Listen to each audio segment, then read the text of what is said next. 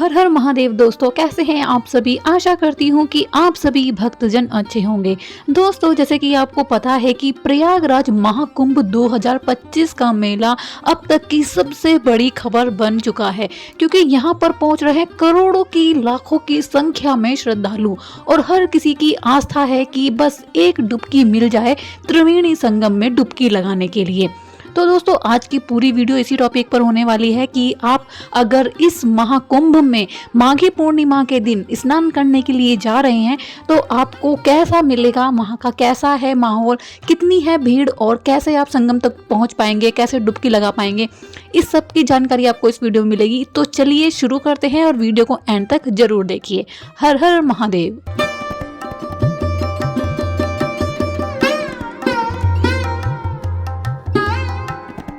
दोस्तों, जैसे कि आप सभी को पता है कि इस महाकुंभ के 3 शाही स्नान पूरे हो चुके हैं और उसमें अब तक जितने यात्री और जितने श्रद्धालु आए हैं ना, उससे कहीं ज़्यादा श्रद्धालु इस माघी पूर्णिमा के स्नान में आ रहे हैं। हालांकि यह कोई अमृत स्नान नहीं है, तब भी लोग यहाँ पर करोड़ों की संख्या में पहुँच रहे हैं और सारे रिकॉर्ड तोड़ रहे हैं। और आपने देखा भी होगा कि रास्तों से पुलिस जो है वो इंसानों को वापस कर रही है, लोगों को वापस कर रही है। 300 किलोमीटर तक का जाम पहली बार लगा है इस दुनिया में, इस पूरी दुनिया में पहली बार लगा है। तो आप सोच सकते हैं कि किस कदर भीड़ आने वाली है, क्या बुरा हाल होने वाला है। तो दोस्तों, वैसे तो मेरी आपको सलाह यही रहेगी कि अभी आप 15 तारीख तक आप अपना आना पोस्टपोन कर दें। अगर बहुत ही ज़्यादा जरूरी है तो आप आइए, अदरवाइज आप अगले स्नान पे आ सकते हैं जो कि अभी बच रहा है महाशिवरात्रि का 15 तारीख तक। अब तो वैसे भी जो ट्रांसपोर्ट है वो बिल्कुल बंद कर दिया है। रिक्शा वगैरह जो आपको स्टेशन से पिक करके आपको संगम तक छोड़ती हैं वो सब टोटली बंद हो चुका है। तो आप कोई से भी स्टेशन पे उतरेंगे तो आपको पैदल ही चलना होगा। तो जैसे कि आपको पहले बताया जा रहा था कि 25 से 30 किलोमीटर पैदल चलना होगा, अमृत स्नान के टाइम पे बताया जा रहा था। दोस्तों, अब तो उससे भी ज़्यादा बुरी हालत है, आपको कम से कम 40 से 50 किलोमीटर पैदल चलना होगा। और इससे पहले मैंने एक वीडियो बनाई थी, उसमें मैंने आपको बताया था ये किस सेक्टर से कितनी दूर है त्रिवेणी संगम। तो वो वीडियो आप मेरी देख सकते हैं, उसमें आपको आइडिया लग जाएगा। उसका डिस्क्रिप्शन में आपको लिंक लगा दूंगी, तो उससे आपको आइडिया लग जाएगा कि किस सेक्टर से जो संगम क्षेत्र है त्रिवेणी संगम वो कितना दूर है। और दोस्तों, ये जो वहाँ पे एक बनाया गया है भूल भुलैया मार्ग, तो दोस्तों उसमें भी आपको डाला जा सकता है। अगर आपको उस मार्ग के थ्रू वो भेजते हैं तो उसमें भी 5-6 किलोमीटर एक्स्ट्रा आपके लग सकते हैं।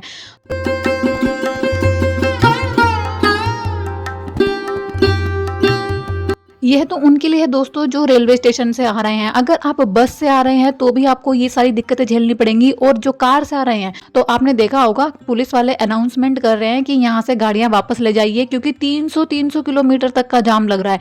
इसलिए आप कार से तो आ ही नहीं पाएंगे। अगर आप रेल के माध्यम से आ रहे हैं तो भी आपको पैदल ही आना होगा। और जो कह रहे थे कि सरकार द्वारा शटल सर्विस चलाई जा रही है बसेस की यात्रियों को लाने के लिए, तो वो सिर्फ उनके लिए थी जो अपनी गाड़ियों से आ रहे हैं। बाकी रेल से जो आ रहे हैं उनके लिए ऐसी कोई सुविधा नहीं है, आपको पैदल ही चलना होगा दोस्तों। और आप मान के चलिए कि आपको अब तो 40 से 50 किलोमीटर, जैसे मैंने आपको बताया, इतना चलना ही होगा। और दोस्तों, दूसरी बात करें कि त्रिवेणी संगम तक आप कैसे पहुंच सकते हैं, वहां पर कैसे स्नान कर सकते हैं, तो देखिए दोस्तों, इसका आप ज्यादा स्ट्रेस ना लें। अगर आप त्रिवेणी संगम तक नहीं पहुंच पा रहे हैं तो वहां पे जो अन्य घाट बने हुए हैं आप वहां पे स्नान कर सकते हैं, क्योंकि वहां पर भी जो त्रिवेणी संगम का जल है वो वहीं पर आता है, उन घाटों पर भी आता है। तो आप ये ना सोचें कि सिर्फ त्रिवेणी संगम की नोच पर ही डुबकी लगानी है, क्योंकि उसी की ही वजह से जो 29 जनवरी को कांड हुआ था दोस्तों, वो इसी वजह से हुआ था। तो आप ऐसी होच पोच ना करें कि आपको त्रिवेणी संगम पर ही स्नान करना है। आप वहाँ पे जो अन्य घाट बने हुए हैं, जैसे कि दशाश्वमेध घाट बना हुआ है और एक अरेल घाट बना हुआ है, तो आप उनमें भी स्नान कर सकते हैं। वो इसीलिए ही बनाए गए हैं ताकि लोगों को हर जगह स्नान करने के लिए घाट मिले।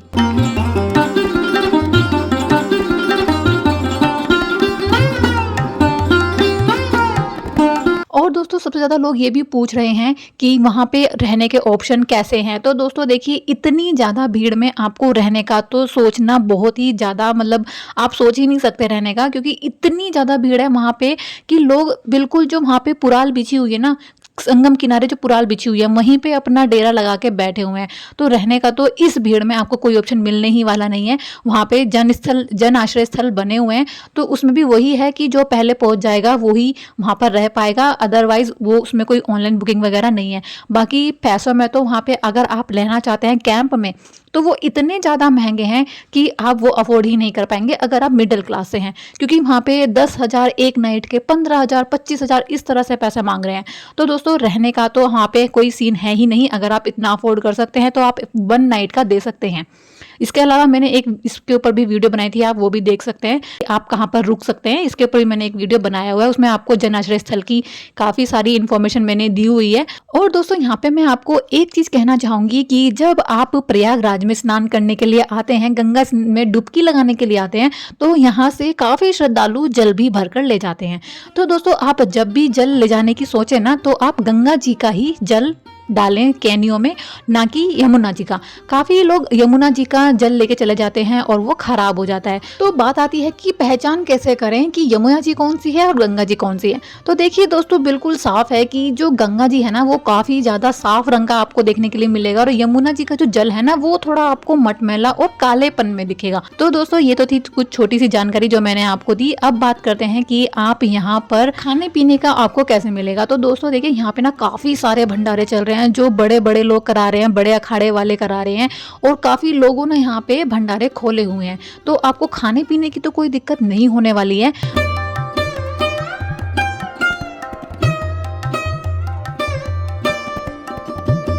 इसके अलावा दोस्तों मैं आपको एक ही सजेशन दूंगी कि आप अपने बड़े बुजुर्गों को मत लाएं अगर आप इस माघी पूर्णिमा में स्नान करने के लिए आ रहे हैं, क्योंकि यहाँ पर भीड़ भड़ाका और भगदड़ भी मचने के चांसेस हैं, जैसे कि पहले 29 जनवरी को हुए हैं।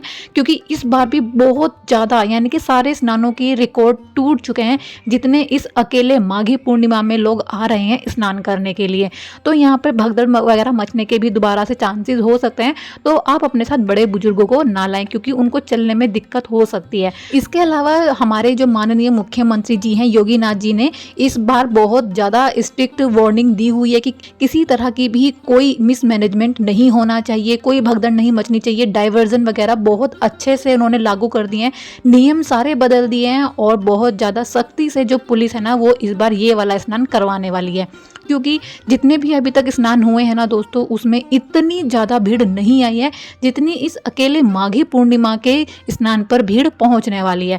लोगों को, जैसे कि मैंने आपको बताया, कि रास्ते से ही वापस किया जा रहा है कि अभी आप नहाएं। 15 तक बोला गया है कि 15 तारीख तक तो अभी जो है स्नान करने के लिए आप नहाएं। उसके बाद जो थोड़ा दिन नॉर्मल हो जाएंगे 15 तारीख के बाद, तब आप आ सकते हैं स्नान करने के लिए, क्योंकि इस बीच में काफ़ी बड़ा गैप हो जाएगा। 12 का अभी माघी पूर्णिमा का स्नान है, उसके बाद जो अगला स्नान है वो है 26 फरवरी का, और वो अंतिम स्नान होगा। तो दूसरे स्नान के जो बीच में ना काफ़ी बड़ा गैप हो जाएगा, तो भीड़ काफ़ी ज़्यादा कम हो जाएगी। तो अगर आप अभी माघी पूर्णिमा का प्लान डिले कर सकते हैं, पोस्टपोन कर सकते हैं, तो कर दीजिए, वो काफ़ी सही रहेगा। और आप आइए उसके बाद स्नान करने के लिए, और नहीं तो आप माघी पूर्णिमा के बाद जो अगला स्नान पड़ रहा है महाशिवरात्रि का, उसमें आप स्नान करने के लिए आ सकते हैं। तो दोस्तों ये थी एक छोटी सी वीडियो आपको जानकारी देने के लिए कि अभी आपको आना चाहिए या नहीं, इसके बारे में ये वीडियो थी। तो अगर आपको ये वीडियो पसंद आई है तो चैनल को सब्सक्राइब कर दें, वीडियो को लाइक कर दें, और फिर मिलेंगे किसी नई वीडियो में नए व्लॉग के साथ। अभी के लिए हर हर महादेव, हर हर गंगे।